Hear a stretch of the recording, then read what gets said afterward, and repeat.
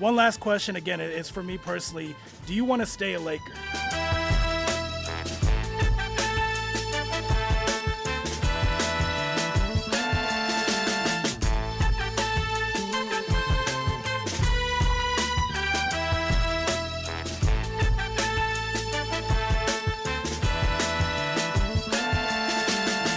Welcome to Point Game with John Wall and C.J. Toledano, presented by DraftKings. Don't forget, DraftKings is your home for all the action across the NBA and gets you closer to the game we all love.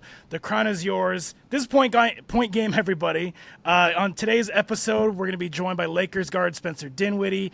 But first, and of course, we got my co-host, John Wall. John, how you feeling, man? I'm good. I'm just got back from a vacation, so I'm good, just relaxing, and I got a new background. So Can we just explain that vacation wasn't due to what happened last Friday?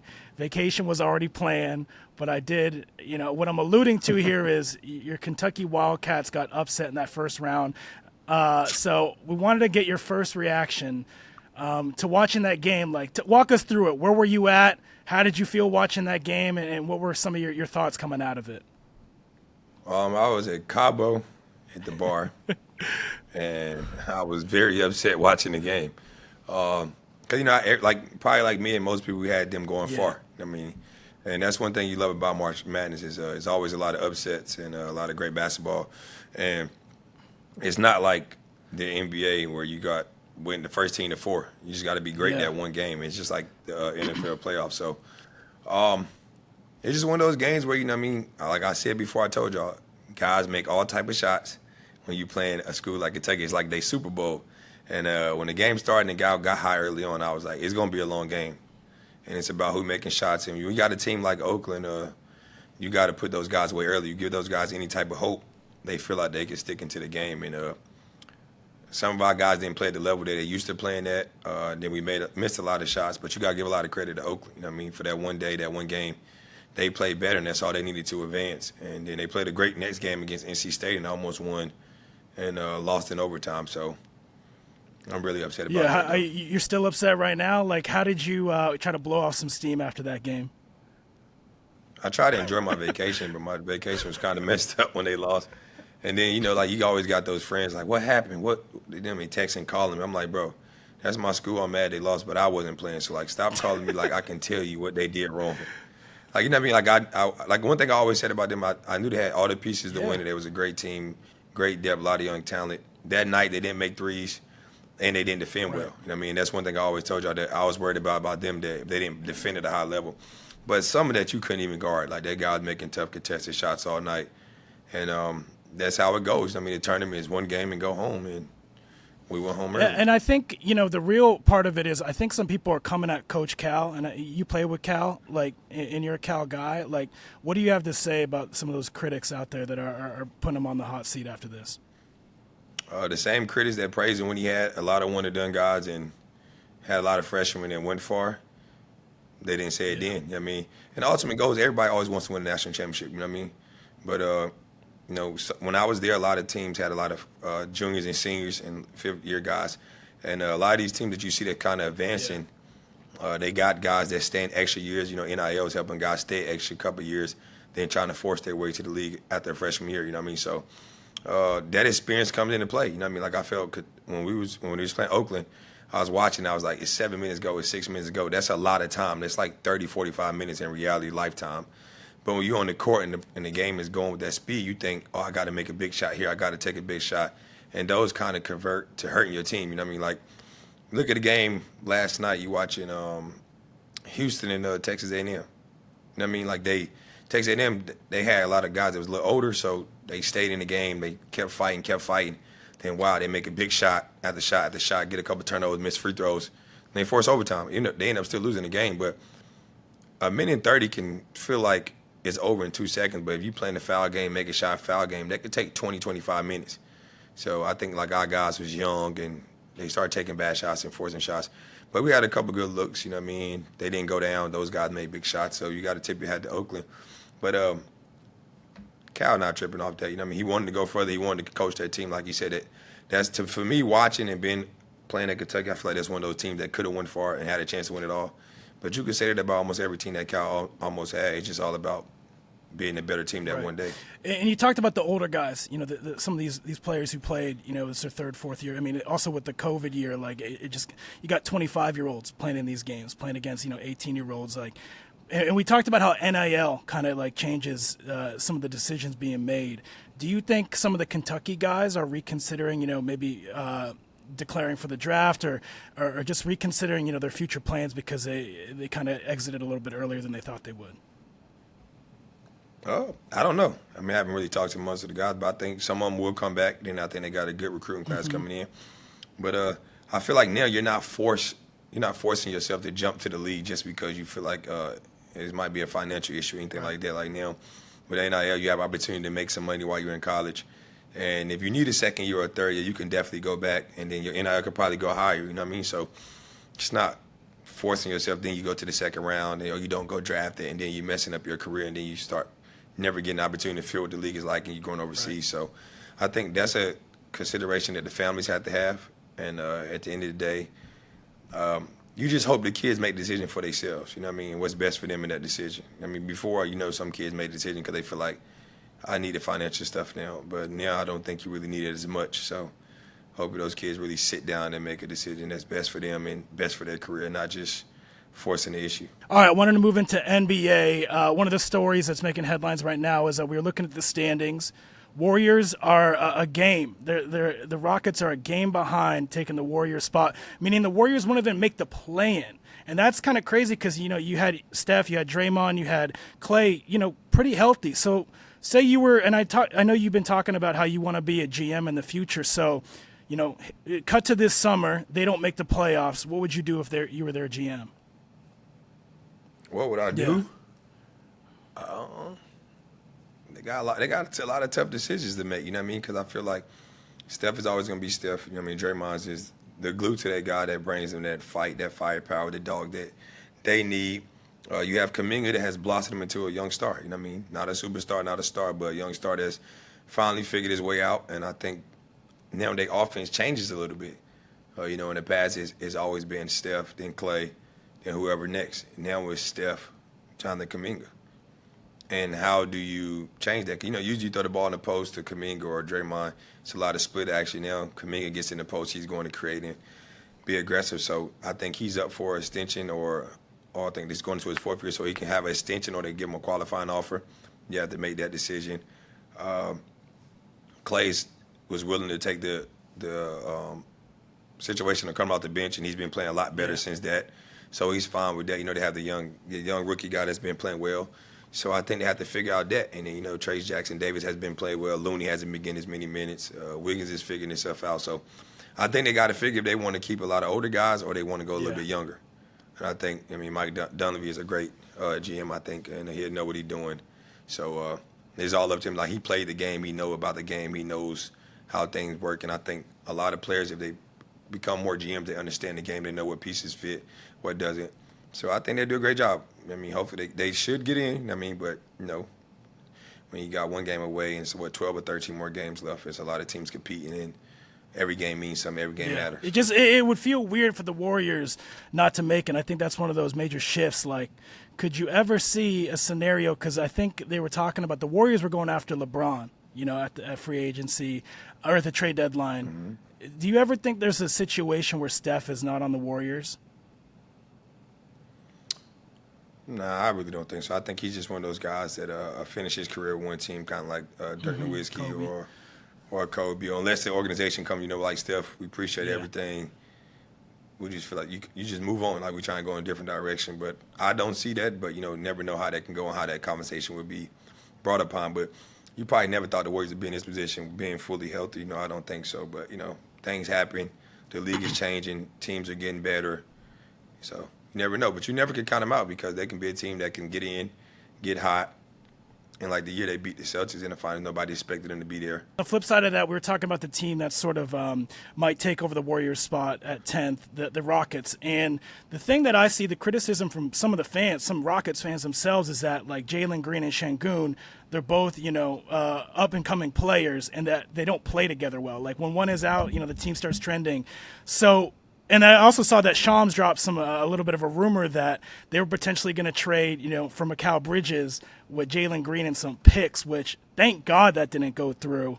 But so what are your sort of thoughts on the Rockets coming up? As I think they have the pieces, but they might have some decisions that they need to make that next step. Yeah, I feel like bringing in a new coach is great for them. Making adjustments, adding some veteran guys in there. They help the team, help the locker room out a whole lot. Guys getting better and working over the summer. But that goes back to being a GM. Like, you have to figure out ways of who do I keep more? If I'm keeping Sengun or I'm keeping Jalen Green or I'm keeping both of them. How can we get those two guys as the bright piece of our future to play well? You know what I mean? And, at the same time, you have Fred VanVleet. That's a great guard that was that found way, won a championship, then did well with Toronto, and he's there. And he's always been like a scoring guard, you know what I mean? So it's like the games, but if you look at lately, a lot of games he hasn't been scoring as much. He's been getting more and more assists, you know what I mean? He can do both at a high clip, but he's more so just been running the team and putting the ball in Jalen Green's hand, and Jalen's been blossoming from that. But when Fred wants to be aggressive, Jalen's really not at a high level of scoring, you know what I mean? So it's like you got to figure out what's the best balance you think is best for them and what's best for their situation. We all can say it's looking great now that they didn't trade Jalen, but we know what Mikal Bridges can do. He's always ready every night. He plays at a high level. He plays on both ends of the floor. I think that kind of triggered Jalen a little bit, you know what I mean? Sengun was close to also making All-Star this year. And Jalen was playing well, but not so great early on, struggling. And then Sengun gets hurt. Then he hears the trade rumors. He don't get traded. And now his game's starting to blossom. But it's like the last 3 years, he's always, at the All-Star break, goes to another level. So, the GM would do a great job of that, just trying to figure out what's best, what pieces to add around him. But, we all know how athletic he is, how talented he is. It's how can he do it on a consistent basis, be efficient enough for us to win. And they 10-1 out of their last 11 games. So they on a hot streak, they're on the right roll, and they're beating some good teams. So, and also you got to think, like, Jabari Smith has been playing the 5. So that's more spacing out for them and more shooting instead of Sengun that's on the block, scoring, passing. So you have to figure out what works best for your team, what works for your situation. Before we go to break, I did want to ask this because you had mentioned you're heading to McDonald's All-American next week. And I know that with your tournaments and your leagues in AAU and all that you sort of put on for the young guys. So I wanted to see, what are some names out there that people who aren't, hip to the high school game, who are some names you're excited to see at McDonald's All-American? It's a lot of talent, man. Is there anyone who reminds you of you? No, I don't like that. I don't like when anybody asks that and says that. Like, that makes me very frustrated. Like, it's like a lot of people always like, even when a lot of guys was coming out after I came out, it was like, oh, this guy reminds me of John Wall. This guy's like John Wall. This guy's, I'm like, bro, you can't do that. Like, let them be themselves. The only person I can say that was kind of like me and kind of made the path and did what he did with De'Aaron Fox. Right. Like, that's when I was like, okay, like, I can see the resemblance of me at times. You know what I mean? Lefty. I'm not lefty, but I do everything left-handed like him, fast, explosive, can pass. But other than that, I just like to see talent, man. You know what I mean? There's a lot of great talent going out. You know what I mean? You got to talk about the Kentucky kids. You got Cooper Flagg. I've always been a fan of Cooper Flagg, the way he plays and stuff. So it's a lot of great talent. I'm just ready to go out there and see the show, you know what I mean? Get opportunity to enjoy some good basketball, slam dunk contests, all that type of stuff. I'm definitely watching the girls, the college girls, you know what I mean? It's a lot of great talent there. Yep. You just see the junior girl have 40-something last night and 16 rebounds. So I'm tuning into that right now. But I'm just ready to go to McDonald's, just see like both sides of the basketball and support as much as I can. Man. All right, we're going to take a break here. When we come back on Point Game, presented by DraftKings, we're going to have guest Lakers guard Spencer Dinwiddie. So we'll be right back on Point Game. Welcome back to Point Game with John Wall and C.J. Toledano, presented by DraftKings. All right, we're going to bring on our special guest for the episode. 38th pick in the 2014 NBA Draft. That's 3 spots before Jokic. The mayor of Colorado and the man who dropped 26 last night for my Lakers, your Lakers, against the Pacers. Ladies and gentlemen, welcome to the show, Spencer Dinwiddie. Spencer, how you feeling, man? I'm feeling great. We flew to Milwaukee today. And getting ready to play tomorrow. You know, the NBA never stops, so, you know, it's just a part of it. Yeah, I appreciate you joining us. I know you were on the plane, and so I was watching the game. Of course, last night I watched every game, and it was exciting to see you drop 26, and it was your biggest game with the Lakers. Can you just kind of tell us maybe what was different about last night that kind of attributed to the big game you had? Yeah, I mean, obviously some of it is just comfortability. I think I have 10 to 15 games under my belt, and then obviously, I mean, D'Lo was out. So I got to start. I got a different volume of possessions, style of possessions, and again, we want to be full strength at all time, but sometimes in the league when somebody goes down, it opens up opportunity for another person. And so I just played a little bit more familiar position than what I usually do. Yeah, Spence, how you feel like you said before, sometimes you got to roll to come off the bench. Sometimes you got to roll a start, and you only been 10, 15 games in. How do you find how to turn that switch on? Because it's always difficult with certain players. They don't know when to turn on and when to turn it on. I mean, honestly, I think some of that goes back to, what you talked about in terms of being a second-round guy, being all types of different options in my career in the league, right? I've been everything from even I've done stints as a number one option when everybody was hurt in the KD Kyrie year, all the way down to 15th man, towel waving, and knowing I was never going to play, and watching guys like you kill the Pistons, So I think that allows me to be flexible and adaptable and just kind of read the room in a sense. Yeah, Spencer, what's it been like playing with LeBron? You came into this situation, you chose it. It was between the Mavs and the Lakers, and you knew that the spotlight was going to be a little bit bigger. So I'm curious, what's it been like playing with LeBron? And do you have any stories of when you played against him, and now do you have any stories playing with him? Oh man, stories playing against him. I think just being in the Eastern Conference, he ran the East for so long. When I was in Detroit, obviously. He just went back to the Cavs, so that was right at the height of the Cavs and Warriors and all that stuff. And he was running through the East at that point in time. I think the biggest thing I take away from being around him every day and being on the same team as him is just his routine, his meticulous attention to detail, and you can see why he's been able to be in the league for 20 years at such a high level. I mean, it's ridiculous to still be a 27-7-7 guy for 20 years. That's insanity. That'd be a career year for most guys. Actually, I think my career year is 21-7, to be honest. So he's doing that every year walking out to bed. Yeah. Yeah. So now, Spence, you back home, you get to play for your LA native. I mean, you're LA native, you get to play for home. How does that feel to be able to play home? Yeah. I know it can be a lot of pressure sometimes. Being back home, being around family, everybody want tickets and all that. How I feel to be back home and enjoy it. I mean, like you said, there definitely is a certain amount of pressure. Everybody wants tickets every game. I don't think there's been a game where I haven't had, 8 to 10 tickets that had to go out. That's minimum. We might be 20, 30, on any given night. Especially if we're playing the Warriors, and I'm like, man, come on, this ain't the game for that. It's expensive. But in general, though, I think it's a dream come true. I'm not one of those LA guys that's gonna sit here and lie I was rooting for the Clippers growing up. That's just not what it was. It was Lakers or nothing, championship or nothing. And so to be a part of that at any point in time in your career is a blessing, and so that definitely contributed to the decision as well.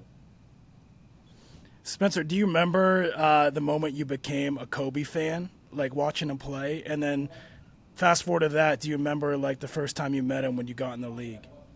Yeah, so for me, being a Kobe fan was kind of just part of it, right?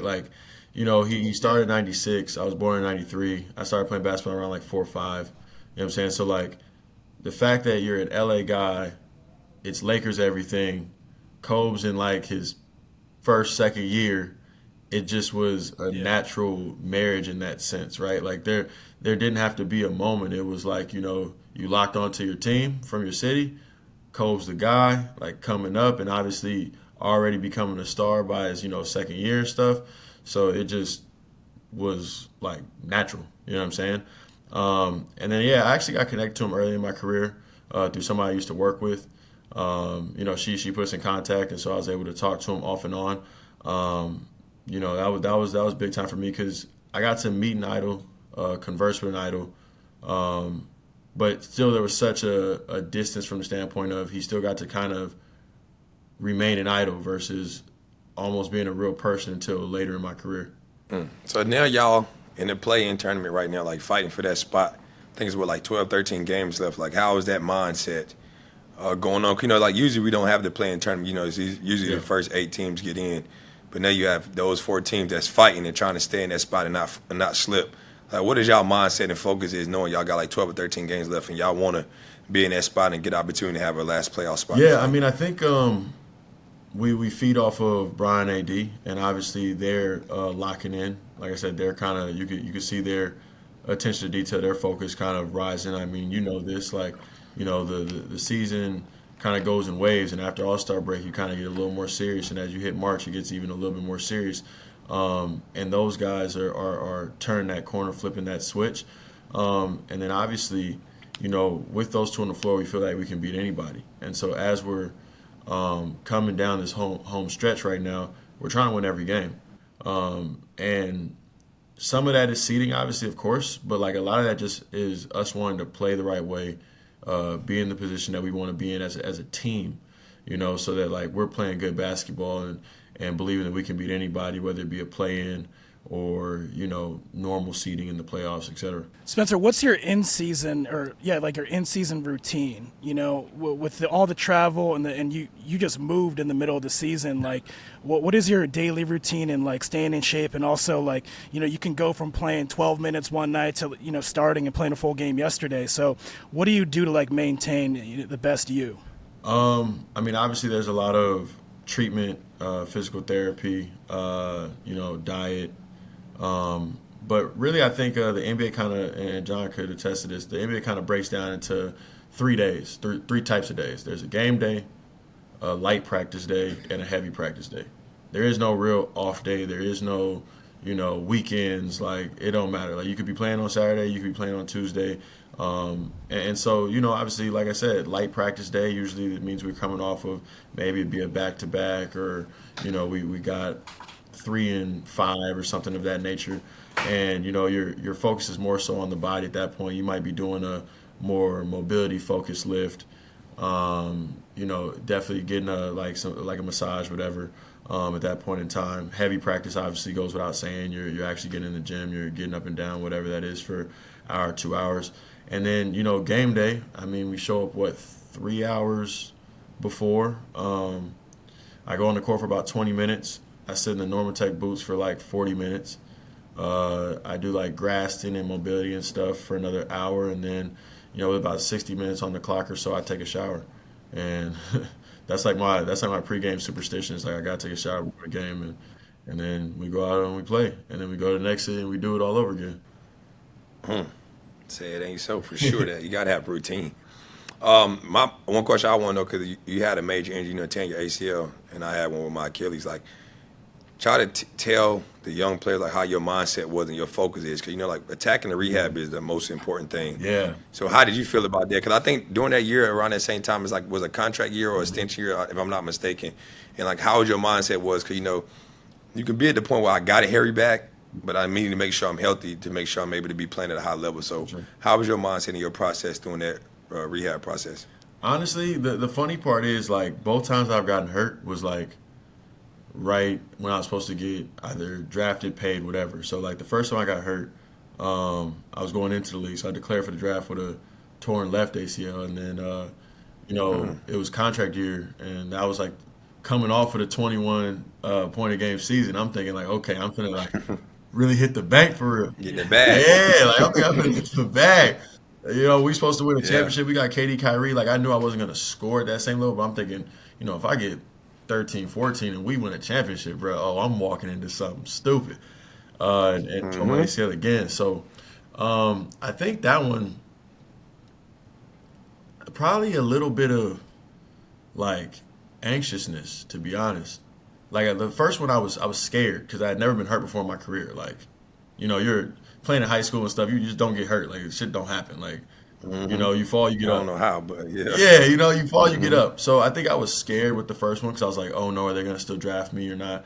I think I was more so anxious and like sad with the second one because I was like, you know, what if I have to take a prove a deal or a minimum or whatever? So, you know, I bottled that up and the experience from the first one and took that to my rehab. And that schedule was insane.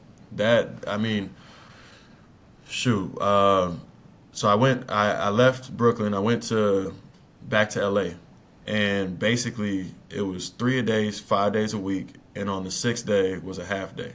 So, like, I would get up. I'd be at PT at 6 to 7:30. I'd do a mobility lift 7:30 to 9.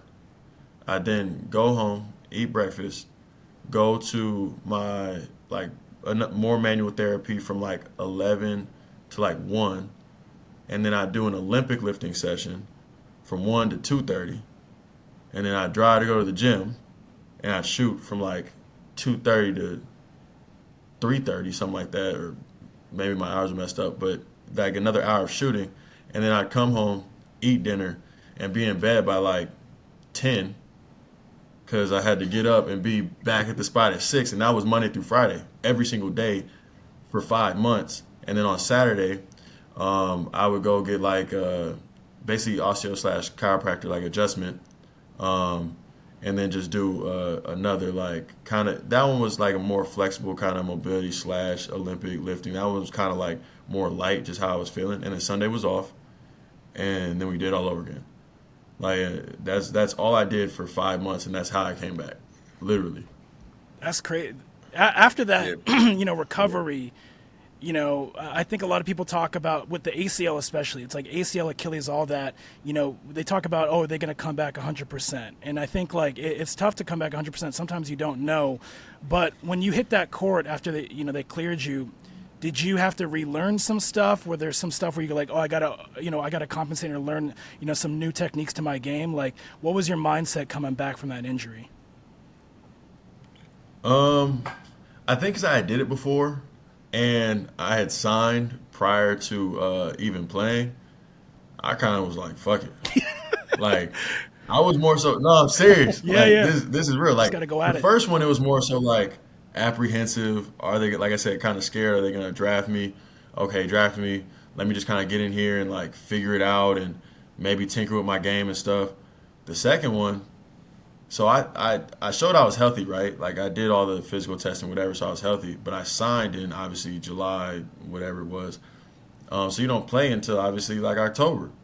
So when I went out there to play, I was like, shit, fuck it. I'm free. Yeah, like, if I get hurt, I get hurt. Ain't no pressure for it. No pressure.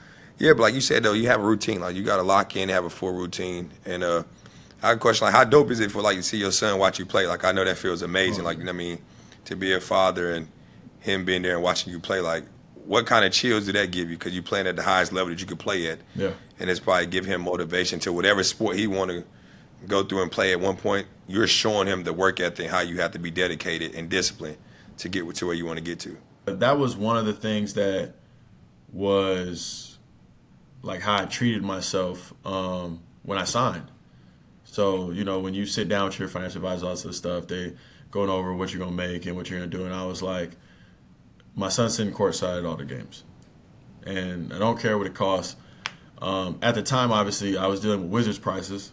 So that was cool. I mean, as you know, that was cool. Yeah, it was cool. That's a little different than being in LA. You know, that's not. Or Brooklyn. It don't work like that. Brooklyn taxed me too, but I did it. But Lakers, there's no chance. There's not a shot. I'd be playing for free right now. Oh my God. Like, straight up, I'd be playing for straight free. No, I was on the Clippers and I was on the Clippers and luckily my kids, they was in Miami, so they would come for a couple games. But I was like, you know what? We'll see that another time. Yeah, so they're by the tunnel and stuff.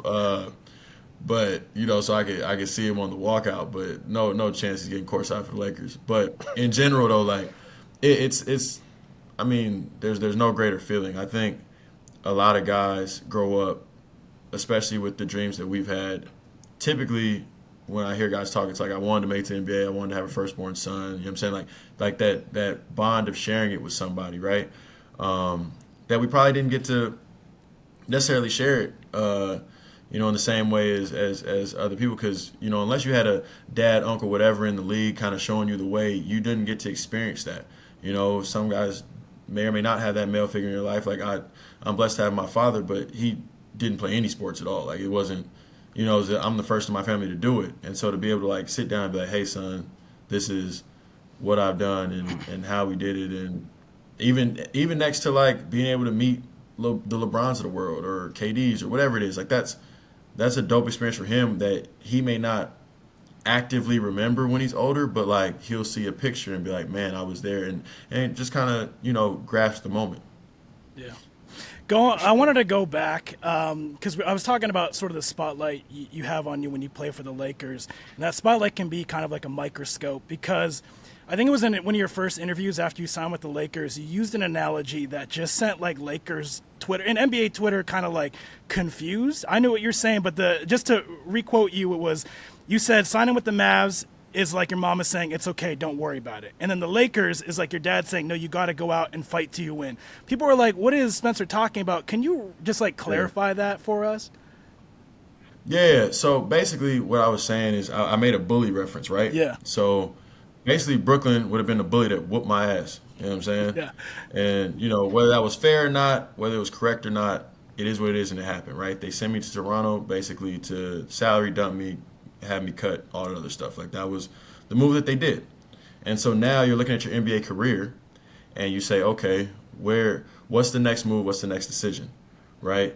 If you look at where I've played well, it was in Brooklyn and it was in Dallas. And, Dallas, I have a ton of friends over there. Luka's my dog. Kyrie's amazing.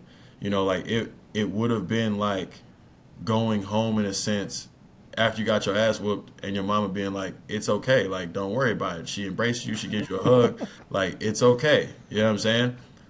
For people that understand growing up in those type of environments, et cetera, your dad's probably going to be like, no, you go back out there, you fight till you win. Like, I knew I wasn't promised anything. I wasn't guaranteed anything with the Lakers. I knew it was going to be an unfamiliar environment.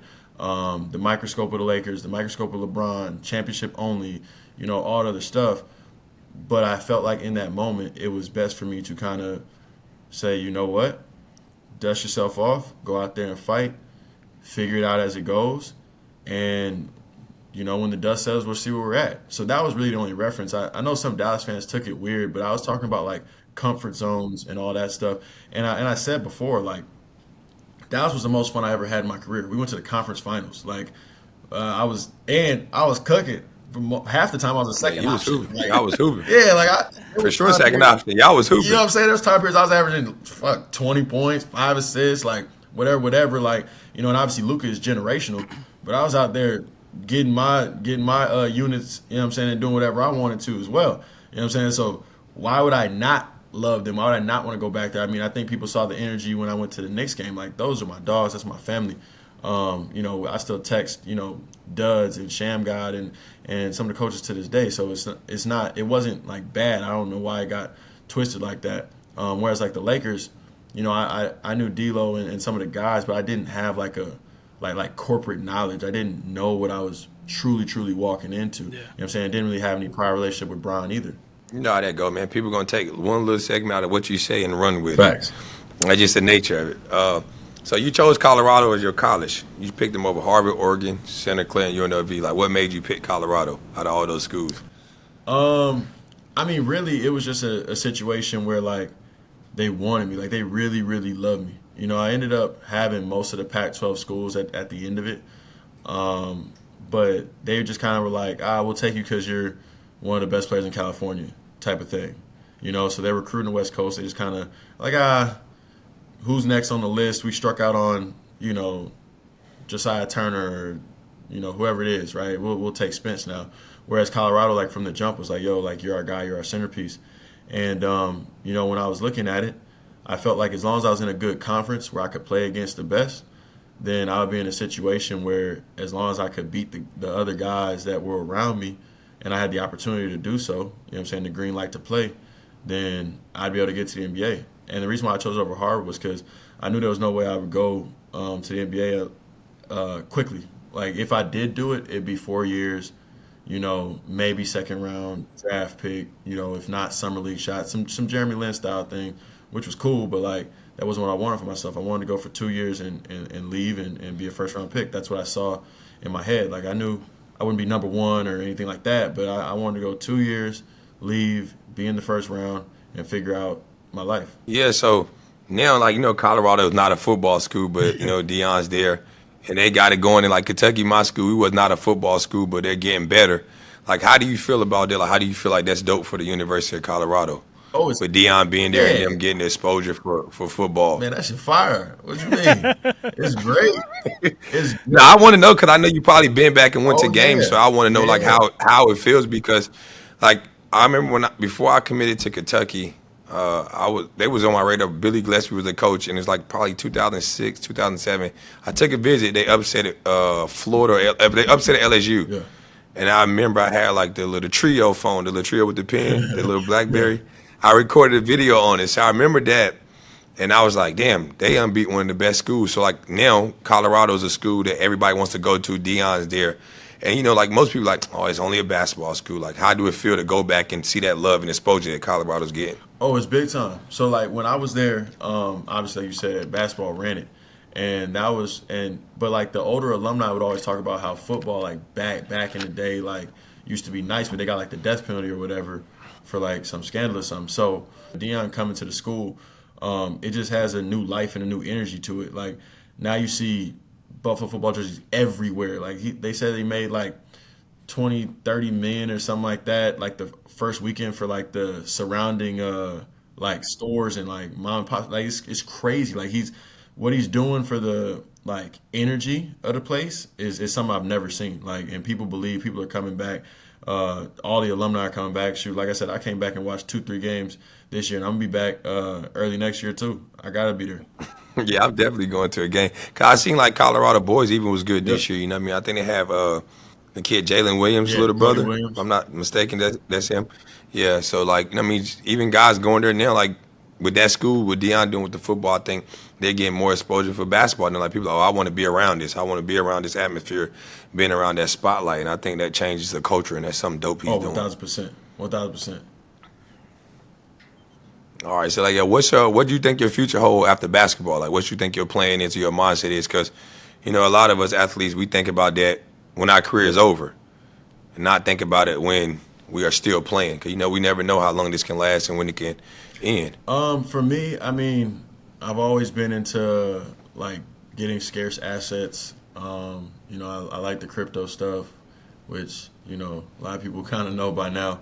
I want to get into art. I have other little business stuff that I do, but in general, I'm not gonna lie to you. With the way my career's going, I'm gonna take a smooth year and just sleep. I'm gonna go into hibernation. And I'm gonna figure out which. Tell your son that I don't think he gonna allow that. Man. You waking up early. Come on down, let's do I'm this. gonna be asleep for a full year. This is crazy. Spencer, you talked about how you chose Colorado, but a lot of people don't know you actually ended up doing a Harvard crossover program.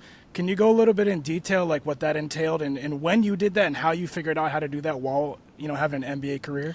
Oh, I mean, it was just one of those things where there are different programs you can be a part of. Obviously, in terms of business and stuff, like I'm always trying to gain knowledge. Kind of as John just asked in terms of post career, like you always have to have your antennas up for what you're gonna do, how to make your money last and work for you and all that other stuff for the life you want when the ball stops bouncing. So that was really just kind of the mentality behind it. And then it became kind of a full circle moment just because like I really actually could have gone there. And so a lot of people that do different programs or like brief stints at Harvard wouldn't have actually gone there outside of the fact that they're like, famous or whatever it may be. I want to talk about your shoe game because I'm a sneakerhead. I asked John all these questions about his sneakers, and you got a unique history with sneakers. Yeah. I know you wore Kobe's before you got to the league, right? Yeah. But then you came to the league and you actually manufactured, if I'm not mistaken, you manufactured your own shoes, and then now you're with the brand 361 and you have your own signature shoes. So can you talk about, I guess, the origin of like, I might do this, you doing things differently, not just, taking that check to wear, a Nike or an Adidas and kind of doing your own way? I mean, again, right, like for people with an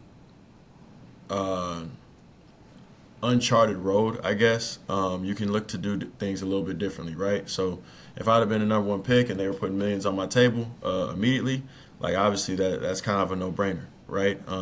In certain situations, though, obviously our brand value is far outweighs, what we're going to get paid. And so, as a second-round pick coming off an injury and stuff, you don't really get that much money. I think I got like maybe 50 grand merch, 50 grand cash, something like that.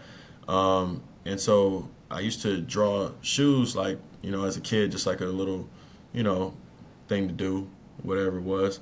And so as I progressed in the league, I got to Brooklyn and started playing a little bit more. And I started getting kind of settled in the league because I was still wearing Nikes for probably the first maybe 3-4 years of my career, Kobe specifically, because it's basically all I ever wore. I was like, you know what, I'm gonna make my own shoe. So, I did. So I played in it. Obviously, in doing that, you kind of got to go to the stores. I went to China multiple times, met with manufacturers, etc. And one of the derivative benefits of that, outside of making more than Nike and whatever was paying me at the time, because obviously I wasn't making no money from them, I ended up building a relationship and kind of some value and some sweat equity with China and their community over there. And so when it came full circle and 361 was trying to basically buy me out of what I was doing, I ended up getting, 7-figure yearly deal on the back end from the standpoint of I had that level of fan base and, rapport and all that other stuff. And so that's why, I accepted, the buyout and the deal with 361, who's, one of the probably big three, in China, what Li Ning and 361 are probably the three biggest that I know of that do, basketball shoes, and just signed Jokic and stuff. So it's big time to have a signature shoe, be a part of the family. And I think that the groundwork that experience and, trying to do it my own way laid allowed me to really get the payoff years down the line, something I would have never known or foreseen. That's dope. I ain't know none of that. Dope. Congrats on that for sure. That's big time. Appreciate you. To finesse something like that, to do your own thing, to sit back, bro, like you said, and be where you was, and then to create shoes on your own, and they want to buy you out of it, and then get you a 7-figure deal out of there. I don't think a lot of people can say that. So, because most people, like you say, get to that point, they start playing at an all-star level, being an all-star, being in that position. So, for you to do that and bank on yourself, you always say, your brand sometimes is bigger than what they can offer you. So, for you to do that, congratulations, bro. That's dope for sure. You guys, we always ask this with John's from North Carolina, huge basketball state, and Spencer, you're from California. Yeah. So I wanted to ask both you guys, if you were to pick the top 5 players from your state, who do you think would win, North Carolina versus California? Born out in California, not playing for North Carolina. Yeah, we got the most and best hoopers. It's but in a way though, it's unfair because we're such a large state. Yeah, we're such a large state. I can go all the way up to J Kidd, you know what I'm saying, GP Oakland, you know what I'm saying, getting those type of point guards. I got James Harden, Southern California, he had Artesia, I got just people everywhere, everywhere. Russ, Klay Thompson. But you don't got Jordan. Tyson Chandler, you can go to DeMar. It gets real dicey. We got guys for sure. We definitely got guys, but like I say, it's hard because California is so big. But they can go all the way to Oakland. They can go all over the place. Shit, damn. But they can't get Jordan. We got Steph too. Don't do that. Jordan, Steph. That's what I'm saying. Small state versus big state. No, I'm saying, but I would say that before. They got so much. The state is so much bigger than North Carolina. We're a hoop state for sure, but it's just they can go branch off somewhere. It's just too far, too much. I wanted to ask this too because in doing some research, we found out that you played with former Saints wide receiver Michael Thomas in basketball. So wanted to know a little bit about that. Was he one of those guys who was good at basketball and football and sort of had to decide what sport was his? Yeah, he was good at both. I don't think anybody realized he was going to be an all-pro wide receiver though. He's Keyshawn Johnson's nephew, and we were just Keyshawn Johnson's uncle. So so we were just okay, we had a couple guys at school that were good, at sports. Again, we didn't have guys that necessarily you thought were like surefire, like, you know, number one overall type of thing. So he chose football, and we're just like, oh, okay. You know, but he was a guy that really early on had an insane work ethic. Like, I credit that. Like, and I'm talking like sophomore, junior year of high school, and that's, you know, before I had even really like kicked into gear for real. Like, you know, people were working, but and some of it probably has to go with like he had the blueprint, you know what I'm saying, from his uncle having done it, like literally a Hall of Famer. But he at like sophomore year, he was like working, and so he took a pretty massive jump, you know, and then went to Ohio State. Next thing you know, he was like the best receiver in the country, and everybody was like, "What? Like, where'd that happen?" and then took that and obviously went to the NFL, and you know, I think his first like 5 years was the best receiver in the league too. So, you know, that was crazy. And I don't really think, I don't think anything but injuries really stopped him, you know, which is unfortunate. But, you know, he was murdering people. That's crazy. I got one more. I don't know if, John, you got one more, but mine is, again, we're going back to the Lakers. You know, playoffs are coming up. I'm curious what you guys got brewing. What do you guys have to do to make a run? I think for us to win a championship, 3 through 15 has to just be fine with whatever. You know what I'm saying? Completely focused, locked in, understand game to game it changes, not have too many self expectations in a sense. Like, you can't go into the game and be like, damn, if I don't get, you know, 20, then this is a bad game. Like, you got to just go into it and be like, okay, what's the game plan? Locked in, defensive mentality, and then just hoop from there. You know what I'm saying? Like, because the two juggernauts are going to do what they do. You feel me? But 3 through 15 has to be, you know, sacrificial in mindset of like, what does the team need? And sometimes it's going to be scoring. So, you know what I'm saying? You can't be gun shy. You can't be scared or any of that other stuff. Like, you got to be ready if that's your game to be that guy. But at the same time, like, you got to think about taking charges, not missing rotations, not missing assignments, getting extra rebounds, maybe getting tap outs, you know, if you can't get the rebound, whatever it may be, right? Diving on the floor, whatever. And I know that sounds cliche, but with the way our team's made, that's kind of how it has to be. And, you know, like I said, the most success I had was the conference finals run with Dallas. And, you know, if you look at it, we had 3 dudes who were cooking, you know what I'm saying, Luka, JB, and myself. And then 4 through 15, never missed an assignment.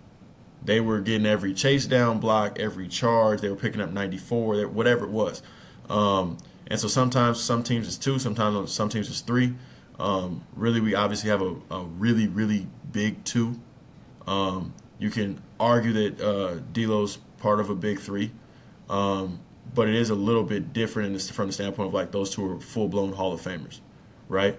So not to, you know, discredit my teammate D'Lo at all, because he's been cooking. He's been on an insane heater for the last like 20 games. He's been going crazy and deserves everything that he's doing and getting. And back from the Brooklyn days when he made the All-Star team, he's been hooping. But you still have 2 full-blown Hall of Famers, and basically 3 through 15 is all around that, you know. So that's all you really got to do, you know, and then let the talent take over when it does. I mean, you got LeBron and Anthony Davis. Like, you got a puncher's chance in any game against any team on any night in any arena. For sure. There's more to be said about that.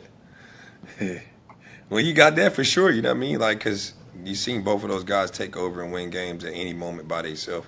And that's the key, like I always say in the playoffs, when your role players know their role and can play well, especially on the road. At home, role players play great. They ain't missing nothing. Yeah. But on the road, when they can solidify and steal a game or 2 for you, it changes the whole dynamic of a series. For sure. I mean, that's in the first round with Dallas, it was like that. So one of the games was at home that we lost, but Luka was hurt for the first 3 games, and we went up 2-1. Like, because, like I said, at that point in time, 3 through 15 was locked in, and me and JB were out there just terrorizing them. You know what I'm saying? JB had like a 40 ball. I think I had like 18 and 10 one game, something like that. Like, you know, so it was like we were doing what we had to do in terms of just being in attack mode and fearless. But 3 through 15 was not missing an assignment. And so we went up 3-1, gave Luka a chance to rest. And so, if you look at this team again, it's the same type of vibe from that standpoint. Like, AD gets 30 and 15 like quieter than anybody I've ever seen in my life. Like, you just look up at the like jumbotron, you like, how the hell he got 30? When that happened? Putbacks, a lob here and saying? there, Crazy. free throw, and you be like, Everywhere. you might look and think he got 18 or 15. Facts. Like, And he's LeBron 30. scores loud, you know what I mean? Like, dunking and yelling and shit. Like, so when he got 30, you know he got 30. You feel me? Like, AD, like, you just look up, you like, well, he had 36, 15, 7 blocks, 3 steals. What? You know what I'm saying? Like, it's insane. No, it's crazy disrespectful that people don't say he's like in contention for defensive player of the year at least. You know what I mean? It's like, Yeah. Oh, for sure. but Spencer, we appreciate you coming on the show. One last question, again, it's for me personally. Do you want to stay a Laker? Oh, 1,000%. That'd be love. Yeah. I mean, Do it for the hometown. that'd be a dream come true. All right, Spencer. Well, good luck, man, with the rest of the season. This has been Point Game. We're going to take a break, and we're going to come back with Bucket or Brick. But thank you again, Spencer Dinwiddie, everyone. All right, welcome back to Point Game with John Wall and C.J. Toledano, presented by DraftKings. It's that time again to play Bucket or Brick. As a reminder, Bucket or Brick is brought to you by DraftKings Sportsbook. DraftKings Sportsbook is your home for all things NBA action, from player props to same-game parlays. Check out everything DraftKings Sportsbook has to offer to make your NBA experience even sweeter. The crown is yours. As usual, I will make a statement, and if you agree, John will say bucket. If he disagrees, he's going to say brick. Man, my words are all messed up. Come on, John. Disagree. We're going to have you do If that. Disagree. If you disagree, it's going to be a brick. Okay, so John, I hate to keep bringing this back up, but okay, sorry, we're going to go back. We have another one. So let's start with the NCAA tournament. Houston is a number 1 seed and had a crazy overtime win on Sunday night. Their current odds to win it are plus 500, which means if you bet 100, you can win 500. So bucket or brick, Houston will win the NCAA tournament. Brick. I don't think they'll win it. They're a great team. I love Coach Sampson. I love the way they playing. They're one of the best defensive teams. I just don't see them winning it all. They always get so close and be right there. I just don't see them winning it all this year. I love it. All right, we built in some bricks in here. We knew you were going to say that. All right, moving on. Okay, so this is why I said I don't mean to make you keep reliving this, but Kentucky nemesis Jack Golke will play in the NBA. The dude Jack Golke who was hitting the threes on Kentucky. Do you think he'll play in the NBA? Brick. I don't see him playing in the NBA, but shit, he had his one shining moment, so that's all that matters. He had his one shining moment. He got on the spotlight. He had a hell of a game. Came back the next night, even had another good game. You know what I mean? So I don't see him playing in the NBA, but he did what he had to do. He had one shining moment. He got a big win for his school, and they had a heck of a game for the next round and almost won. Okay, brick there. All right, we just had it on Spencer. So the Lakers are favored when it comes to foul calls. Bucket or brick? Bucket. I think they lead the league in the most free throws, if I'm not mistaken. But, you You asked me a question. I said bucket. I said bucket. I think, like, see, the tough part is, and that's what I always say, it's like, Bron can basically get a foul call every time he drives to the basket. I feel the same way when I play. Russell Westbrook felt the same way when he was in OKC and the way he was playing. Cause we was not jump shooters a lot earlier in our career. We attacked the basket all the time. So you're putting a lot of pressure on officials to make calls. And sometimes you don't get those whistles, you know what I mean? So you end up missing shots. But they get a lot of calls, though. For their team, they get a lot of calls. So, Okay. bucket. All right, next one. Zion has been straight up balling. Honestly think he's playing some of the best basketball of his career. So I'm curious, bucket or brick, the New Orleans Pelicans will make the Western Conference Finals. Brick. I think just too many loaded teams over there. They're a great team. They figuring out what they want to do. Hope B.I. can come back and get healthy, you know what I mean, as soon as possible, because, you know, they can help them, that can mess them up and drop it in seeding and get a bad matchup. But I still just got Denver. You got Minnesota up there. OKC's playing well. We don't know how they would do in the playoffs, but they're a great team. Shea has them rolling. They playing at a high level. You still can't forget those teams like the Lakers or the Warriors that they get in. You still have the Clippers that's up there when they healthy, and you still have Phoenix you have to worry about. So I don't see them making the Western Conference Finals, but I think for sure they'll make the playoffs, and I think they can make it to the second round, depending on what matchup they have. Do you think they're a piece away? And what would that piece I be? think the hard part is, and a lot of people might not like me for this, but the tough part is you have Zion Williamson that's dominant, but he needs the basketball. Yeah. Excuse me. Brandon Ingram's dominant. You know, he's from North Carolina, another North Carolina guy. He needs the basketball. So I think they got to kind of figure out who they want to keep between those two. Interesting. And C.J. McCollum is nice. I love Herb Jones being on their team. But I think they got to figure out which one they want to keep between those two. Because, you know, I said when you got guys that is both talented, both great at a high level, it's kind of hard to have three guys that's ball dominant. You know what I mean? And C.J. McCollum, he can play off the ball because he's the knockdown shooter and he can run pick and roll. But I think between Zion and B.I., kind of tough because they kind of enter the game. Who do I give the ball to? Who do I have as my closer? I think that's the tough decision they have to figure out. Okay, I had one last one because I wanted to give a shout-out to them. I watched LSU play yesterday with the women's, and they looked tough, man. And so I know you picked South Carolina to win it all. So bucket or brick, is South Carolina still your pick to win? Bucket, they're beating everybody by almost 50 right now. I know. Like, LSU's a great team, you know what I mean? Like, Angel Reese is great. Fly J. Johnson is great. They have other freshmen that's great. I can't pronounce the name of the girl that transferred from LSU. Louisville, she's good.